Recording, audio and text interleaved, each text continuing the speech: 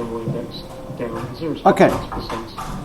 So, good morning, and let's get cracking for the day. What a remarkable session it was yesterday. Quite extraordinary. So much going on, and in the end, certainly for the S&P, very much a day of two halves. Obviously, we had a huge amount of weight coming in on equities in the European morning, but for the double whammy of a very, very large sharp correction on the Shanghai Composite into the Chinese market close with a 7.5% reversal. Then this fed into the European morning. The negative tone was set, and the negative tone was added to by a big flare-up in Greek risk. And yeah, it is amazing that, the Greek stock market closed down 12.8% yesterday, which, just as a standalone statistic is fairly incredible. But when you think that actually that was the biggest down day since December 1987, and so therefore it was bigger than any down day throughout the entire Eurozone debt crisis, where Greece spent most of kind of 2 years literally clinging on by the fingertips. So the fact we had a bigger down day on Greek stocks yesterday than we had for the entire crisis is quite remarkable. So we've got political risk back to the fore, and the Greeks are trying to elect a president, and Samaras has brought forward the election for this president. And really, rather than a presidential election, this is really just the test of the support for the coalition that's currently governing Greece, the Samaras-led coalition that have spent the last few years working with the Eurozone, working with them in order to try and implement harsh austerity in order to qualify for the Eurozone's bailout funding. So we're up to kind of 245 billion euros on that front, and it's kind of saddled Greece with just an extraordinary amount of debt. But they have finally returned to growth, and it seems like just as Greece reached the final hurdle in the race, there's a massive threat that they're going to fall at it, having jumped many very high hurdles in recent years. There's a very strong chance they might fall at the last. And so the risk here is that the Syriza opposition party refused to. The risk is that they can't elect a president. Now, the coalition government needs 180 odd votes in favour of their candidate for a president to be elected. Now, the problem is that the coalition only have 155 seats in Parliament. So they need, firstly, all of the coalition members of Parliament to vote for the candidate, and then they need help from others, and this is the big risk. And Samaras is trying to suggest, it's odd that he's called and brought forward this election. He wouldn't do that unless he thought he could win it, I don't think. But it does look unlikely that they're going to be able to get the votes. So what happens if they don't? Well, this then will force a snap general election, which will take place at the start of next year.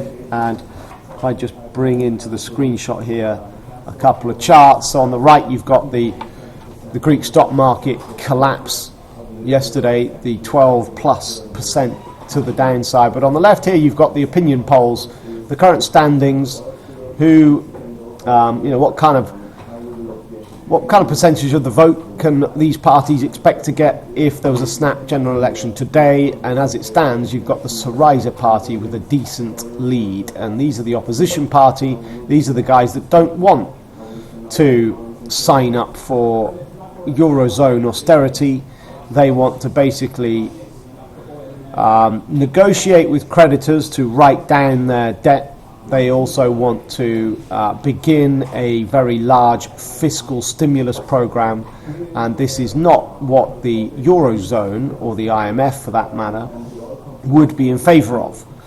So it may well, if Syriza win the election, if there is an election, first, hang on, let's not get ahead of ourselves, if the presidential election fails and it leads to a general election early next year, the most likely winner is the Syriza party, and that could well pave the way for Greece exiting the Eurozone if the Eurozone aren't willing to accept Syriza's new terms. Okay, so this is the big risk, that the Grexit risk is back, and with regards to the Greek markets, it's back with a vengeance. So I don't have any charts for the Greek yield curve, unfortunately, but what happened yesterday was we got an inverted yield curve, which means that the long end of the curve went up, so 10-year yields went up 93 basis points.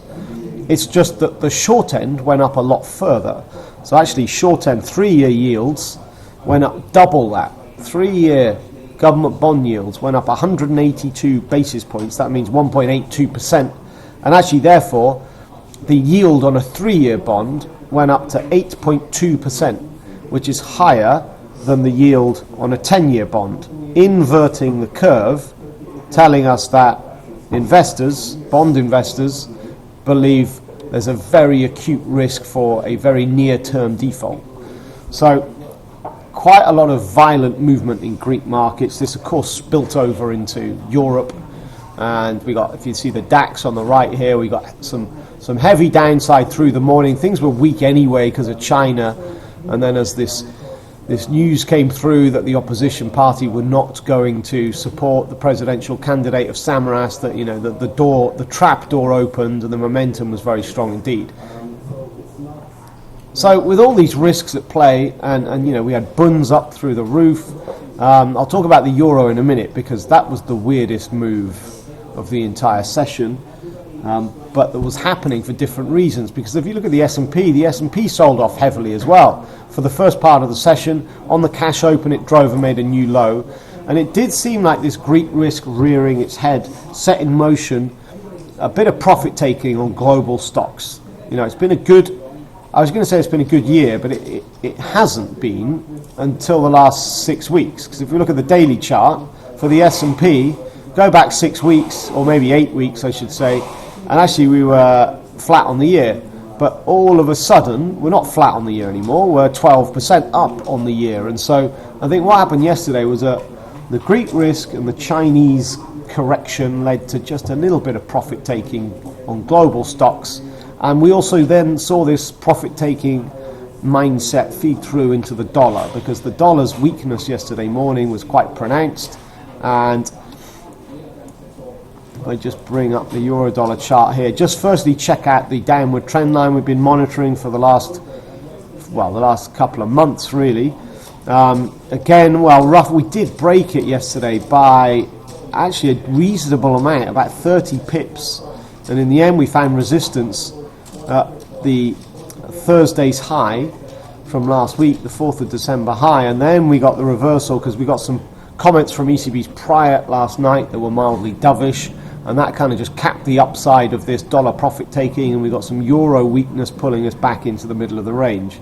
But yesterday morning, we've got a huge move on dollar yen with broad-based dollar weakness as a result of profit taking. It's not like we had worse than expected US data. We actually had better than expected data yesterday on economic optimism, on JOLTS job openings, and so it was a fairly radical session, because big movement on stocks, firstly to the downside, then in the S&P's case, very strong rebound. Look at the candle on the daily chart at the top here on the S&P, very pronounced kind of hammer.